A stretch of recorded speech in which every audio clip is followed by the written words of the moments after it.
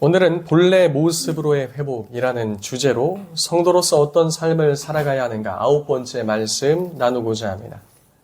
오늘 말씀은 이 강의 설교보다도 지난주 말씀을 우리가 다시 한번 보면서 특별히 1장부터 오늘 2장 10절까지 전체적으로 성경이 우리에게 말하고자 하는 것이 무엇인가 이 부분을 좀 집중해서 다루고자 합니다. 예술가들은 나름대로의 작품 활동들을 합니다. 그것이 그들의 즐거움이며 그들과는 뗄래야 뗄 수 없는 삶의 한 형태이기도 합니다. 예술가들이 작품 활동을 하는 것은 단순히 생계를 위해서가 아닙니다. 그들은 작품 속에 자신의 개인적인 동기를 담아내고 시대를 향한 사회적인 역할을 수행하며 또 인간 존재의 깊이를 탐구하는 존재론적인 의미를 표현합니다. 때로는 말로 다하지 못하는 것을 못하는 감정과 생각을 색채와 소리, 글과 형상으로 드러내기도 합니다. 그러한 과정 속에서 예술가는 자기 자신을 그 예술 작품 속에서 확인하곤 합니다.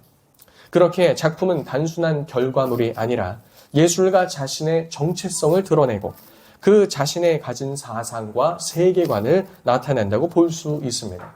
더 나아가 그 작품 속에 그의 성품과 인격까지 표현해내기도 하죠. 그래서 우리가 예술 작품을 읽어낼 줄 아는 눈이 뜨이게 되면 그 작가가 표현하고자 하는 것이 무엇인지를 그 안에서 발견해낼 수 있게 됩니다.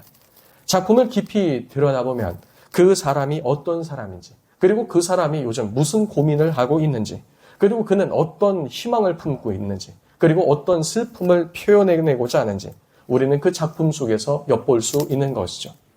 그런데 이러한 특징은 예술가와 그리고 그 작가들만의 이야기가 아닙니다. 사실 이 세상에 존재하는 모든 것 속에는 창조주 하나님의 어떠하심이 담겨 있다는 겁니다. 세상은 그 자체로 하나님의 위대하심을 증언하는 살아있는 무대이며 그분의 솜씨를 드러내는 전시장이라고 할 수 있습니다. 자연의 조화와 인생의 굴곡 속에서도 우리는 창조주의 솜씨를 엿볼 수 있고 그분의 계획과 뜻하심이 얼마나 크고 선한지도 확인할 수 있게 됩니다. 그 중에서도 하나님께서 친히 만드신 최고의 거울작품은 바로 하나님의 형상을 따라 지음받은 사람이라고 말할 수 있습니다. 사람은 단순히 흙으로 빚어서 만들어진 존재가 아니기 때문이죠. 그 안에는 하나님의 숨결과 그분의 영광이 담겨져 있습니다. 하나님의 형상이라는 것은 하나님의 성품과 영광을 비추는 거울이며 우리를 창조하신 분이 어떤 분이신지를 드러내는 살아있는 최고의 걸작품이라고 할 수 있을 것입니다. 이것을 기억할 때 우리의 삶 또한 하나님의 예술 작품처럼 하나님의 것이며 하나님을 반영한다는 것을 알 수 있게 됩니다. 우리가 생각하는 보통의 아름다움은 어떠한 외형적인 멋짐이나 아름다움에 단지 그치지 않습니다. 우리는 예술 작가의 어떠한 작품을 통해서 환희를 느끼기도 하고 때로는 그와 반대로 비애를 느끼기도 합니다. 겉보기에 아름답고 큰 것만을 작가들은 표현하지 않습니다. 때로는 작고 보잘것없어 보이는 그런 작품 속에 아주 심오함과 기품을 담아내기도 하죠. 하나님께서는 어떤 일을 통해서는 세상에 그럴싸해 보이는 것을 통해서 또 어떤 이들을 통해서는 비천함 가운데 나타나는 하나님의 영광을 드러내시기도 합니다. 또 어떤 이들은 이런 상황을 통해서 하나님께서 잔잔하신 그런 성품을 또 어떤 이들을 통해서는 오래 기다림이란 것이 도대체 무엇인지를 설명해내길 원하시며 또 어떤 경우엔 숨 쉴 틈 없이 빠른 변화와 역동성이 무엇인지 또 높음이 무엇인지 낮음이 무엇인지 그 모든 경우와 상황을 통해 자신을 드러내시며 또 자신이 나타내고자 하시는 것은 뭐든지 나타내신다는 겁니다. 우리는 토기장이 손에 붙들린 진흙과 같이 그 규모와 쓰임새를 우리 스스로 정할 수 없으나 주인 앞에 자주 쓰임받는 유용한 그릇은 될 수 있다는 겁니다. 박물관에 전시되어 있는 어느 예술작품을 생각해 봅시다. 그런데 그것은 질그릇이라고 해봅시다. 아무리 유명한 그런 대형 박물관에 전시되어 있는 그런 전시작품이라 할지라도 그런 유물이라 할지라도 그것은 그저 무엇입니까? 질그릇이라는 겁니다. 질그릇. 부잣집에 있는 질그릇도 무엇입니까? 그냥 질그릇입니다. 가난한 자의 집에 있는 질그릇도 무엇입니까? 그냥 질그릇입니다. 우리는 무엇입니까? 그냥 질그릇이란 사실입니다. 사랑하는 성도님들, 그러나 우리가 늘 기억해야 될 것은 우리가 어느 곳에 있든지 우리는 질그릇일 뿐임을 기억해야 되며, 다만 우리가 존귀함 받는 이유는 우리가 질그릇이라는 그 사실에 있는 것이 아니라 우리와 함께 그리스도께서 계시기 때문인 줄을 믿으시길 바랍니다. 고린도후서 4장 7절에 보면 말합니다. 우리가 이 보배를 질그릇에 가졌으니 이는 심히 큰 능력은 하나님께 있고 우리에게 있지 아니함을 알게 하려 함이라. 오직 큰 능력은 누구에게 있습니까? 하나님께 있고 우리에게 있지 아니함을 알게 하신다는 겁니다. 세상 사람들은 자신이 가진 것으로 사람들의 값어치를 매기고 평가하려고 합니다. 그래서 어떤 사람이 어떤 좋은 집에 사는지, 어떤 좋은 차를 타는지, 그리고 그가 무엇을 두르고 있는지, 그는 어디에 다니는지 등 여러 가지 것들로 평가를 하며 그것이 자신의 가치를 올린다고 생각하지만 우리는 예수 그리스도로 말미암아 가치 있고 존귀한 자들인 줄로 믿습니다. 세상에서 예수 그리스도 하나님의 구원을 값을 매길 수 있습니까? 없습니까? 불가능해요. 그래서 세상 사람들하고 우리가 동일선상에서 같이 견준다 할지라도 우리는 보다 더 존귀한 자들이 되는 줄로 믿습니다. 그런 차원에서 평가해도 우린 존귀한 자라는 거예요. 그래서 이 유물론적으로 우리가 무엇을 가졌다, 얻었다, 어떤 상태에 있다 이런 걸로 평가하고 평가받지 마시고 오직 예수 그리스도로 말미암아 존귀함 없는 우리 성도님들 되시길 예수님의 이름으로 축복합니다. 이처럼 하나님의 영광을 드러내는 삶은 세상이 생각하는 것과 완전히 다른 방식이라는 겁니다. 우리 자신이 만족스럽고 기쁘기 위한 삶이 아닌 하나님의 영광을 드러내기 위한, 하나님께 영광을 드리기 위한 삶이므로 본래 아버지께서 작정하시고 계획하신 모습 속에서 우리는 우리의 삶을 이루어 가야 한다는 겁니다. 이러한 관점에서 우리는 최종적으로 베드로서의 말씀과 이따 끝부분에서 또 창세기의 에덴에서의 모습이 어떻게 연결되었는지를 우리는 살펴볼 예정입니다. 그에 앞서서 지금까지 살펴본 베드로전서에서 하나님은 왜 우리를 구원하셨는지를 좀 발견해 보고자 합니다. 제가 이 말씀을 준비한 그런 의도는 제가 이제 한 몇 주 전에, 한 2, 3주 전에 이제 청년들 집회들을 좀 다니면서 좀 말씀을 전할 때 하나님께서 왜 우리를 구원하시는가? 이런 이제 질문들을 던졌습니다. 그때 청년들의 대답은 우리가 하나님을 사랑하기 위해서, 그분을 더 닮아가기 위해서, 그분과 영원토록 함께하기 이런 대답이 아니라 대체적으로 천국 가기 위해서라는 것이었습니다. 그런데 성경은 우리를 하나님께서 구원하신 이유, 그리고 거듭나게 하신 이유를 단지 천국에 보내기 위함이 아니라는 것을 말하고 있다는 겁니다. 그래서 오늘 본문을 통해서 왜 우리를 구원하셨는지를 발견해야 합니다. 베드로전서는 우리에게 구원을 주신 이유를 여러 가지로 설명하는데 특별히 그 많고 많은 사람들 중에 우리를 단지 천국에 보내시지 그것이 전부가 아니라고 설명합니다. 그것이 만약 전부라면 우리는 운 좋게 그 많은 사람들 중에 천국 입주에 당첨된 사람에 불과할 겁니다. 그러니까 들어갈 어느 공간이 한정되어 있는 이와 같은 세상 청약이나 로또나 여러 가지 것들 막 이렇게 추첨을 돌려요. 그 중에서 어떤 사람이 있습니까? 당첨이 되는 사람이 있고 안 되는 사람이 있습니다. 그저 천국에 보낼 목적이라면 우리는 그저 운 좋은 사람에 해당되는 그 이상도 이하도 아니라는 것이죠. 그러나 하나님 아버지께서 미리 아심을 따라 성령이 거룩하게 하심으로 우리를 거듭나게 하신 것은 그보다 더욱 숭고한 뜻이 있음을 말해주고 있다는 겁니다. 로마서 8장 29절에서 30절에 보면 이렇게 말합니다. 하나님이 미리 아신 자들을 또한 그 아들의 형상을 본받게 하기 위하여 미리 정하셨으니 이는 그로 많은 형제 중에서 맏아들이 되게 하려 하심이라. 또 미리 정하신 그들을 또한 부르시고 부르신 그들을 또한 의롭다 하시고 의롭다 하신 그들을 또한 영화롭게 하셨느니라. 로마서 8장에서는 뭐라고 말합니까? 미리 아신 자들을 또한 그 아들의 형상을 본받게 하기 위해서 미리 정하셨다고 말합니다. 하나님이 우리를 왜 구원하셨는가? 우리를 하나님의 아들의 형상으로 세우시기 위함인 줄로 믿습니다. 그리고 이 비슷한 말씀이 어디서 시작되는가? 베드로전서 1장 2절에서 똑같은 시작을 한다는 겁니다. 그러니까 베드로는 처음에 아예 이것을 놓고 시작을 했어요. 바울은 점점 복음에 대해서 구원에 대해서 설명하다가 그 클라이막스에 이것을 설명했다는 겁니다. 베드로전서 1장 2절 한번 앞장 넘겨서 보시기 바랍니다. 베드로전서 1장 2절은 이렇게 말하죠. 곧 하나님 아버지의 미리 아심을 따라. 사도 바울은 사도 베드로의 서술과 유사하지만 보다 더 직설적으로 우리에게 말해줍니다. 우리를 구원하시는 것은 그의 아들의 형상을 본받게 하려 함이라고 말이죠. 그런데 이것은 전혀 새로운 것이 아닙니다. 본래 사람은 하나님의 형상대로 창조되었기 때문입니다. 그러나 사람이 타락함으로 인해 그 형상을 잃어버린 바 되었습니다. 하나님께서는 아들 되신 예수 그리스도를 보내신 것은 죄로 인해 왜곡된 그 훼손된 형상을 회복하는 길을 여시기 위함이셨습니다. 하나님께서 하나님의 형상을 회복시키신다고 말씀하실 때 그것은 굉장히 추상적으로 우리에게 다가올 수가 있습니다. 하나님의 그럼 형상으로 회복시키신다는데 하나님의 형상이 뭐지?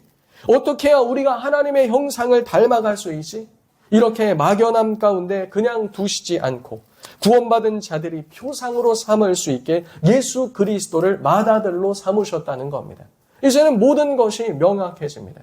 하나님께서 우리를 구원하시는 이유는 그리고 창조된 목적은 하나님의 형상을 회복하며 또한 닮아가는 것인데 그러면 어떻게 닮아갈 것인가? 하나님의 형상이란 무엇인가? 바로 아들 예수 그리스도시라는 겁니다. 누구시라고요? 예수 그리스도시라는 거예요. 그래서 맏아들로 세우셨다는 건 그런 의미입니다. 우리가 금요기도회 때 교의학을 우리가 함께 살펴보았습니다. 교의학에서 아버지와 아들이라는 것은 관계성을 강조하면서 표현하는 것이라고 했어요. 또 고대 근동과 샘족의 언어 그와 같은 사용에 의하면 아버지와 단지 아들을 말하는 것이 아니라 무엇을 말하는 것이라고 했습니까? 동일성을 말하는 것이라고 했어요. 아버지와 아들은 무엇이다? 같다는 겁니다. 같다, 동일성. 그 맏아들이라는 존재는요, 곧 아버지를 상징하기도 합니다. 그리고 이 이스라엘 백성들에게 있어서 맏아들은 어떤 역할을 했냐면요, 다른 아들들의 중재자 역할을 했어요. 아버지와 아들들의 중재자 역할. 그래서 여러 아들들이 문제가 생기면 누가 나섭니까? 맏아들이 나서는 겁니다. 그리고 이전에도 말씀드렸죠. 성경에서 어떤 특정 인물을 얘기할 때 이 사람을 바로 거론하지 않는다고 그랬어요. 이 사람의 누구를 거론하죠? 누구에 거론하죠? 아버지를 거론하죠. 누구의 아들, 그리고 누구의 증손 아무개라. 그럼 무엇을 말하는 겁니까? 그들이 가진 신앙 정체성이 무엇인가? 그들은 어떠한 가문들로서 하나님을 섬기는가? 그것을 말해준다고 말씀드렸습니다. 근데 예수님께서 우리의 누가 되셨다고요? 맏아들이 되셨다고 성경은 말하고 있습니다.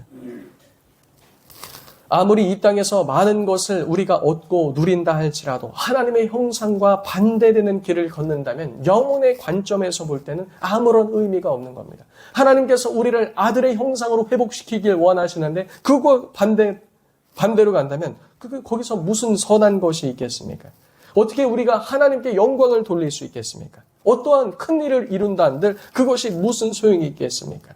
하나님을 닮아가는 것이 바로 하나님께 영광 돌리는 삶임을 성경은 말해주고 있다는 겁니다. 그래서 우리 자녀들을 하나님께 영광 돌리는 자로 세우기 위해서 어떻게 해야 됩니까? 세상 보기에 훌륭한 자로 키우는 것이 아닙니다. 하나님께 영광 돌리기 위해서 누구를 닮은 자로 키워야 되죠? 예수 그리스도를 닮은 자로 키워야 되는 겁니다. 우리도 하나님께 영광 돌리기 위해서 세상에 어떤 큰 일을 이루는 것을 하나님이 요구하시는 것이 아닙니다. 하나님 보실 때 이 세상의 큰 일이 하나님께 있어서는 어떤 의미이고 무슨 소용이 있겠습니까? 하나님께서 영광 받으시는 것은 우리가 예수 그리스도의 형상으로 회복되는 그것인 줄로 믿습니다. 성경은 그것을 말해주고 있다는 겁니다. 존 칼빈은 이렇게 말합니다. 하나님의 형상은 그리스도 안에서만 완전하게 빛난다. 그러므로 우리는 그를 바라봄으로써 비로소 본래의 형상으로 회복된다. 우리가 읽었던 베드로전서 2장 4절에서도 말하죠. 그리스도께 나아감을 통해서 우리를 그와 같은 산 돌로 회복시키신다고 말하지 않습니까? 네덜란드 개혁파 신학자인 헤르만 바빙크 역시 이렇게 말합니다. 그리스도는 새로운 인류의 머리이며 하나님의 형상의 완전한 현형이다. 신자는 그분과 연합하여 그의 형상을 닮아가도록 부르심을 받았다. 신자는 무엇 때문에 부르심을 받았다고요? 그분과 어떻게 해서? 그분과 연합해서 그 형상을 닮아가도록 부름을 받았다는 겁니다. 그것을 위해 성령의 거룩해 하심으로 순종하게 하는 자로 서게 하셨으며 또 핏부림을 통해서 정결한 삶을 유지하는 거룩한 백성으로 부르셨다고 베드로전서 1장에선 말하고 있는 겁니다. 그뿐만 아니라 하나님께서는 우리에게 썩지 않는 산 소망을 주셨습니다. 또 썩지 아니하는 모든 것을 유업으로 잊게 하셨다고 말씀하셨습니다. 이 말은 우리로 유업을 잇는 아들이 되게 하셨다는 겁니다. 아들은 누구를 닮는다고요? 아버지를 닮는다고 그랬습니다. 아들은 누구와 같다고요? 아버지와 같다고 했습니다. 하나님께서는 이것을 위해 우리들에게 믿음을 주셨는데 그 믿음은 단지 구원을 얻기 위해서만이 아닌 그것을 통해서 순종하게 하기 위함이며 때로는 고난 속에서도 우리를 영광스럽게 하기 위함이라고 베드로전서 1장은 말한다는 겁니다. 성도님들, 나중에 말씀이 끝나고 집에 가시거든 베드로전서 1장을 펴서 거기서 믿음이란 부분에 밑줄을 쳐보시고 뒤에 뭐가 나오는지 보시기 바랍니다. 믿음이 나오고 영광이 나오고 순종이 나오고 또 여기서 1장에서 강조하는 것은 소망도 있으며 또 핏부림도 있다는 겁니다. 그럼 그 모든 것을 왜 우리에게 허락하셨는가? 베드로전서 1장과 2장 그 전체는 누구를 향해 나아가냐면 예수 그리스도를 향해 나아가며 예수 그리스도를 닮음을 향해 지속적으로 나아가고 있다는 겁니다. 그리스도께서 고난을 참아내사 영광을 얻으신 것과 같이 우리도 고난을 통해서 영광을 얻게 하신다고 우리의 삶에서 주어지는 고난, 때로는 즐거움, 때로는 삶의 모든 것조차 누구를 닮아가게 하신다고요? 그리스도를 닮아가게 하시고 그것을 통해서 영광을 얻게 하시려고 우리를 그렇게 몰아가신다는 겁니다. 놀랍게도 요한복음에서는 고난 다음에 영광이 나오는 것처럼 베드로전서에서도 뭐가 나올까요? 고난 다음에 영광이 나오는 겁니다. 그것을 통해서 예수님은 요한복음의 아버지의 자기 계시를 충만하게 나타나셨던 것처럼 우리도 이 땅에서의 고난을 통해서 영광을 받음으로 예수 그리스도의 형상을 밝히 드러내는 자로 하나님께서 세우길 원하신다는 겁니다. 로마서 8장 17절에서 18절은 말합니다. 자녀이면 또한 상속자 곧 하나님의 상속자요 그리스도와 함께한 상속자니 우리가 그와 함께 영광을 받기 위하여 고난도 함께 받아야 할 것이라. 생각건대 현재의 고난은 장차 우리에게 나타날 영광과 비교할 수 없도다 라고 말합니다. 베드로전서에서 1장에서 뭘 말합니까? 우리에게 믿음을 주셔서 거듭나게 하시고 상속자가 되게 하신다고 말합니다. 로마서에서도 무엇을 말합니까? 그 상속자가 되게 하신 그분이 우리에게 무엇을 받게 하십니까? 영광을 받게 하시는데 무엇도 함께 받게 하시느냐? 고난도 함께 받게 하신다는 겁니다. 이 베드로전서 누구에게 쓰여졌습니까?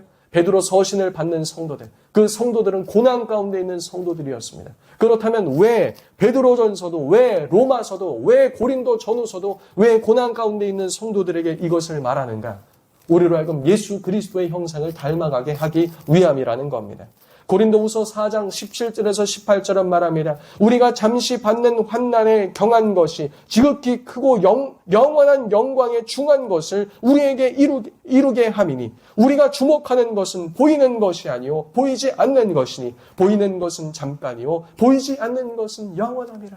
베드로전서도 무엇을 말합니까? 썩지 아니할 것으로 우리에게 유업을 주시고 우리에게 산 소망을 주셨다고 계속 말하고 있는 거 아닙니까? 그렇다면 왜 하나님께서는 고난이라는 것을 사용하시는 걸까? 우리들에게 조금 좋게 말씀하시거나 평안한 길로 인도하시면서 그렇게 하시면 안 되는 것일까? 이런 생각이 들기도 합니다. 그러나 우리는 여기서 몇 가지 생각해야 될 것이 있습니다. 첫 번째로 그리스도께서 그렇게 길을 가셨기에 우리도 그렇게 따라가라는 것입니다. 왜 꼭 우리는 그 길을 가야 하는가라고 질문하실 수 있으시지만 주를 닮고 싶거든 우선 그 길로 따라가라고 성경은 말해주고 있다는 겁니다. 예수님께서도 직접 말씀하셨습니다. 내가 길이요, 내가 진리요, 내가 생명이다. 주의 길을 걷는 자 또한 그가 가신 길을 걷는 가운데 주께서 의도하신 바를 발견할 수 있을 겁니다. 예수님께서도 무슨 길을 가셨습니까? 아버지께서 열어놓으신 그 길로 가신 것입니다. 아들된 우리도 어느 길로 가야 됩니까? 예수님께서 열어놓으시고 아버지께서 허락하신 그 길로 걸어 나가야 될 줄로 믿습니다. 우리의 삶에서 사실 고난을 당하느냐 당하지 않느냐는 별로 중요하지 않습니다. 왜냐? 우리는 세상에 살고 있습니다. 그리고 세상 사람들도 어디에 살고 있죠? 세상에 살고 있습니다. 믿는 자건 안 믿는 자건 다 고통을 받습니까? 안 받습니까? 모두가 받는다는 거예요. 이 세상에 사는 모두가 믿건 안 믿건 모두가 고통을 받습니다. 하지만 결정적으로 아주 크게 다른 것이 있습니다. 세상 사람들은 그저 고통을 받는 것이나 우리는 그 고통을 통해서 누구를 닮음으로 나아가는 겁니까? 예수 그리스도를 닮음으로 나아가게 하신다는 겁니다. 그래서 이것이 중요한 것이죠. 그리스도를 닮아가는 것에 있어서 주의 발자취를 따라 걸어감에 있어서 하나님께서는 그것을 통해 우리에게는 완전히 새로운 길을 열어 놓으셨다는 겁니다. 둘째로 우리 죄와 자아를 깨뜨리기 위해 하나님은 고난을 사용하신다는 거죠.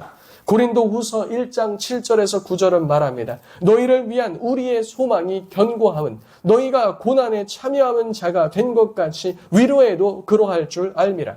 형제들아, 우리가 아시아에서 당한 고난, 환난을 너희가 모르기를 원치 아니하노니 힘에 겹도록 심한 고난을 당하여 살 소망까지 끊어지고 우리는 우리 자신이 사형 선고를 받은 줄 알았으니 이는 우리로 자기를 의지하지 말고 오직 죽은 자를 다시 살리시는 하나님만 의지하게 하려 함이라.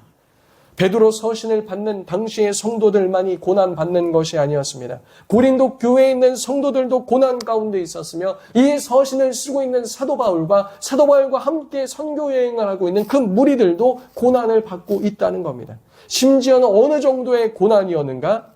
아주 힘겹고 심한 고난이었다.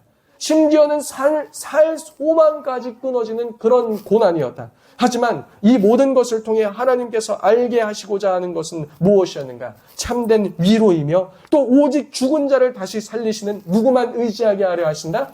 하나님만 의지하게 하려 하심이라라고 말한다는 겁니다. 우리는 고난 속에서 이와 같은 성숙한 모습으로 하나님은 나올 수 있도록 인도하고 계신다는 거죠. 세 번째로 우리를 정금같이 나와 예수님께 칭찬과 영광과 존귀를 얻게 하기 위함이라고 성경은 말합니다. 베드로전서 1장 7절에는 너의 믿음의 시련이 불로 연단하여 없어질 금보다 더 귀하여 예수 그리스도께서 나타나실 때 칭찬과 영광과 존귀를 얻게 하려 하심이라 라고 말합니다. 고난은 믿음을 단단히 세우는 그리스도의 영광에 참여하기 위한 도구입니다. 이처럼 본래 사람은 고난이 아니면은 쉽사리 변화되지 않는 존재입니다. 이 모든 것을 통해 아버지께서는 우리로 하여금 하나님께 순종하는 자식과 같이 그리고 거룩한 이처럼 모든 행실에 거룩한 자로서 우리를 부르시기 위해 이러한 것들을 허락하신다는 겁니다. 결국 베드로전서 1장 23절에서 25절과 같이 우리로 하여금 영원한 주의 말씀에 따라 썩거나 시들지 않는 본래 영원한 그 창조시의 모습으로 우리를 회복시키기 위해 이 모든 것을 허락하셨다는 겁니다. 그래서 베드로전서 1장의 모든 말씀 보면 단지 우리를 구원하시기 위함만이 아니라 그 아들의 형상을 본받기 위함인데 그것은 무엇 때문인가? 썩지 아니하는 하나님의 말씀으로 말미암습니다. 그러니까 하나님의 썩지 않는 말씀을 통해 우리를 영원한 모습으로서 회복시키고자 하는 하나님의 의도가 있다는 겁니다. 지금까지 계속해서 반복됐던 것은 그 아들의 형상을 닮아가게 하기 위한 여러 내용들이었습니다. 우리에게 믿음을 주신 것, 구원을 주신 것, 거듭나게 하신 것, 고난을 주신 것, 그 이유가 하나님의 형상을 닮아가게 하기 위함이라는 겁니다. 하나님의 형상을 닮아간다는 것은 본래 창조시에 만드셨던 그 모습의 회복을 말하는 겁니다. 예수 그리스도의 십자가 사건도 사실 그걸 말해주는 겁니다. 예수님께서 왜 십자가를 지셔야 됐습니까? 그냥 죄 용서해 주시면 안 됐던 겁니까? 예수님께서 십자가를 지신 이유는 창조시에 하나님과 사람과의 단절됐던 그 언약 관계를 다시 창조시의 모습으로 회복시키기 위해서 그 십자가를 지시고 대신 죽으신 것 아니겠습니까? 하나님의 영원하신 말씀에 따라 천지를 창조하셨을 때를 우리가 생각해 보면서 말씀의 마무리를 향해 나아갔으면 합니다. 하나님께서는 사람을 흙으로 지으셨고 그리고 그 코에 무엇을 불어넣으셨죠? 생기를 불어넣으심으로 생명이 되게 하셨다고 성경은 말합니다. 하나님께서는 사람을 흙으로 지으시고 생기를 불어넣으심으로 인해 살아있는 영적인 존재가 되게 하셨습니다. 우리는 본래 하나님 앞에 살아있는 존재요. 또 에덴에서 하나님을 예배하는 제사정적인 존재요. 주께서 함께 하시는 성전과 같은 존재로 지으심을 받은 자입니다. 그러나 죄로 인해 하나님의 영광이 떠나게 되었습니다. 창세기 6장 3절에는 말합니다. 여호와께서 이르시되 나의 영이 영원히 사람과 함께하지 아니하리니 이는 그들이 육체됨이라. 그러나 그들의 날은 120년이 되리라 라고 말씀하셨습니다. 사람이 범죄하니까 어떻게 됩니까? 하나님의 영광이 떠나서 영광이 떠난 자리에 뭐만 남습니까? 육체만 남는다는 겁니다. 그리고 이런 비슷한 그림이 구약 성경에 여러 번 나옵니다. 에스겔서의 환상을 보며 하나님의 영광이 지성소에 있다가 성소로 옮기시고 성소에서 성소뜰로 옮기시고 성소뜰에서 성소를 나가서 동편으로 넘어가서 이제 바벨론으로 끌려간 이스라엘 백성과 함께 하시는 그 모습이 나옵니다. 죄를 범한 이스라엘 백성들 가운데 하나님의 성전이 있었지만 그 속엔 누가 안 계셨습니까? 하나님이 안 계셨습니다. 그럼 그게 성전입니까? 성전이 아닙니까? 성전이 아니게 되는 것이죠. 예수님께서 왜 성전 제사를 멈추라고 말씀하시면서 그 성전을 뒤집어 엎으셨습니까? 만민이 기도하는 이 아버지의 집을 강도의 소굴같이 만드셨기 때문입니다. 하나님과 함께하는 하나님의 거룩한 집으로 세움받은 우리들. 그러나 인간이 범죄함으로 계속해서 타락함으로 더 이상 우리와 함께 하실 수 없으므로 육체되었음을 창세기 6장은 말해주고 있는 것이죠. 껍데기만 남으니 제 기능을 할 수 없다는 겁니다. 그렇다면 우리의 관심은 이것이 어떻게 다시 본래의 모습으로 회복될 수 있느냐 하는 것이 돼야 될 겁니다. 하나님께서는 창세전에 미리 택하신 자들을 부르셔서 믿음을 주시고 회개를 통해서 죄사함을 주셔 거듭나게 하셨습니다. 이제는 아버지와 아들께서 보내신 성령께서 우리 안에 내주하심으로써 우리를 무엇이 되게 하셨는가? 우리를 성전이 다시 되게 하셨다는 겁니다. 아들을 보내신 이유, 그리고 거듭나게 하신 이유, 거듭나서 우리를 성전 삼으신 이유는 본래 하나님께서 우리를 만드셨던 그 모습으로의 회복을 원하신다는 것을 알게 하신다는 겁니다. 고린도전서 3장 16절은 말합니다. 너희는 너희가 하나님의 성전인 것과 하나님의 성령이 너희 안에 거하시는 것을 알지 못하느냐. 고린도전서 6장 19절에서 20절은 말합니다. 너희의 몸은 너희가 하나님께로부터 받은 바 너희 가운데 계신 성령의 전인 줄 알지 못하느냐. 너희는 너희 자신의 것이 아니라 값으로 산 것이 되었으니 그런즉 너희 몸으로 하나님께 영광을 돌리라 라고 말합니다. 그러니까 창조 시에도 어떤 모습이었다는 거예요? 성전과 같은 모습이었다는 겁니다. 하나님이 우리와 함께 하시고 늘 거니시는 그런 모습이었다는 겁니다. 에덴도 성전이었고 하나님은 그 성전 자체이시며 하나님의 형상대로 우리도 그렇게 거룩하게 만드셨는데 훼손됨으로 하나님과의 관계도 단절되고 형상도 왜곡되고 제사장의 직분도 엉망으로 엉클어지고 그 성전으로서의 기능도 제대로 못한 우리를 위해서 예수 그리스도께서 오셔서 십자가를 지심으로 언약관계도 다시 회복되고 우리도 다시 산돌로 세워지고 거룩한 성전으로 함께 지어져 가고 이게 베드로서와 에베소서에서 다 말하고 있는 거 아닙니까? 그러니까 우리가 구원받은 것은 단지 천국에 들여보내시기 위해서 구원하신 것이 아니라 우리를 창조시의 그 모습으로 회복시키시기 위함인 줄로 믿으시기 바랍니다. 에베소서 2장 22절은 말합니다. 너희도 성령 안에서 하나님이 거하실 처소가 되기 위하여 그리스도 예수 안에서 함께 지어져 가느니라. 그리고 이러한 구원을 주신 취지는 역시나 베드로전서에도 나타나죠. 좀 전에 언급했던 것과 같이 베드로전서 2장 4절에 말합니다. 하나님께서는 택하심을 입은 보배로운 산돌이신 예수께 나아가 우리도 산돌같이 신령한 집으로 세워지게 하셨다라고 말합니다. 이것을 통해 알 수 있는 것은 하나님께서 원하시는 모습은 에덴에서 본래 우리를 창조하셨던 모습과 같이 회복시키길 원한다는 겁니다. 에덴에서 하나님께서 흙으로 사람을 지으시고 그의 생기를 불어넣으심으로 생명이 되게 하신 것처럼 또한 거듭난 우리에게도 성령을 주셔서 하나님의 성전이 되게 삼으신 것처럼 우리를 신령한 집으로 세워 가신다는 겁니다. 그뿐 아니라 신령한 제사를 드릴 거룩한 제사장이 되게 하셨다고도 말씀하셨죠. 에덴 동상에서 아담과 하와는 그곳에 머물면서 두 가지를 했어야 됐다고 지난 시간에도 말씀드렸습니다. 그 두 가지 행해야 될 게 무엇이었죠? 무엇과 무엇?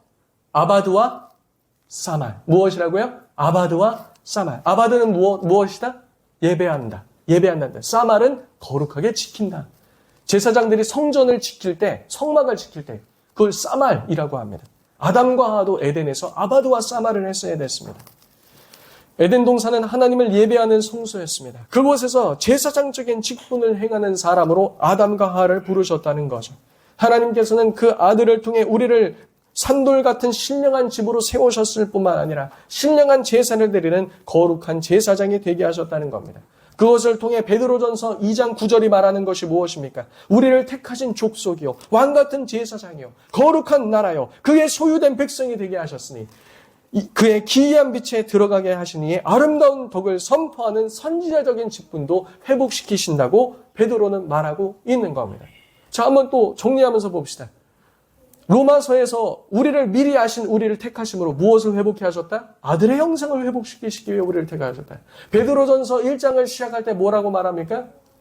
그 우리 미리 아신 자들을 그 아들에 따라서 성령에 거듭나게 하심으로 순종하게 하시고, 그리고 그 핏부름으로 말미암아 산 소망을 얻게 하시고, 그것을 통해서 우리에게 구원을 주시고, 구원받은 우리로 하여금 순종하게 하시면서 그 고난에 동참하게 하시는데, 그 궁극적인 이유가 무엇이라고요? 말씀으로 우리를 새롭게 하시고, 말씀으로서 본래 창조된 그 모습으로의 회복을 원하신다라는 겁니다. 그 모습으로 우리를 빚어 가신다는 거죠. 하이델베르크 요리문답 31문에서 2문은 그리스도의 삼중직에 대해서 말하고 있습니다. 먼저 31문은 그의 구원을 온전히 계시하신 선지자로서 예수님을 말합니다. 그리고 그의 몸을 단번이 제물로 드리신 바로 우리를 구속하시는 제사장으로서 예수님을 말합니다. 그리고 말씀과 성령으로 우리를 다스리시는 영원한 왕으로서 우리를 말해주고 있습니다. 이어서 32분에는 믿음으로 그리스도의 지체된 우리들도 그 기름 부음에 참여하는가라고 물으며 이렇게 답을 합니다. 선지자로서 우리는 그의 이름에 증인이 되며, 그리고 제사장으로서 나 자신을 감사의 산 제물로 드리고, 또 왕으로서 이 세상에서 사는 동안 자유롭고 선한 양심으로 죄와 마귀에 대항하여 싸우고, 이후로는 영원히 그와 함께 모든 피조물을 다스릴 것이라고 말하고 있죠. 31문과 2문에서 고백하는 바 바로 예수 그리스도께서도 왕제사장 선지자시며 우리들도 왕제사장 선지자며, 베드로도 말하는 것이 2장 9절에 무엇입니까? 왕같은 제사장이요 거룩한 나라요 그의 소유된 백성이며 그의 빛에 들어가게 하신 이의 그 거룩한 아름다운 덕을 선포하는 선지자사요. 우리도 그 삼중직으로 부르셨다는 것이죠. 예수님은 둘째 아담이셨습니다. 그리고 첫째 아담도 이 삼중직을 가지고 있었다고 볼 수 있는 것이죠. 하지만 첫째 아담은 실패했습니다. 그러나 누구는 완전하셨죠? 둘째 아담은 완전하셨습니다. 그리고 그 둘째 아담을 아버지께서는 우리의 맏아들로 삼으셔서 그 둘째 아들이 걸어가신 길을 걸어가게 하시며 그 모습들을 닮아가게 하시며 우리들도 이와 같은 직분을 수행할 수 있는 거룩한 산돌이요 성전이요 그리고 제사장으로서 우리를 부르고 계신다는 겁니다. 예수님을 닮음을 통해 이 첫째 사람의 실패했던 모습을 회복하며 우리도 그와 같이 회복됨 속에서 나아가라고 부르신다는 거죠. 그러므로 사랑하는 성도님들, 우리가 구원받은 것은 단지 천국에 보내시기 위해 우리를 구원하신 것이 아니요 창조 때 하나님께서 본래 우리를 만드셨던 그 심히 아름답고도 영광스러운 모습으로 그 하나님의 형상을 회복된 모습으로 세우길 원하신다는 사실을 기억하시길 바랍니다. 그래서 우리는 단지 천국 가기 위해서 신앙생활하는 사람들이 아닙니다. 우리는 천국 가기 위해서 단지 교회에 나와서 예배드리는 자들이 아닙니다. 우리가 만족해야 될 것은 단지 이 자리에 나오는 것이 아니라 우리의 삶을 통해서 우리의 인생의 여정을 통해서 누구를 닮아가는 자들? 예수 그리스도를 닮아가는 자들. 궁극적으로 아버지의 형상을 회복하는 자들. 그것으로서 하나님은 그 이유로서 우리를 구원회로 부르셨다는 사실을 믿으시기 바랍니다.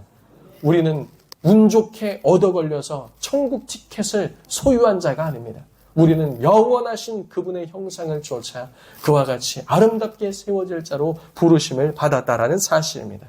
우리 한 주간도 이 사실을 기억하며 믿음으로 승리하시는 성도님들 되시길 예수님의 이름으로 축복합니다. 시간 들은 말씀 놓고 함께 기도하도록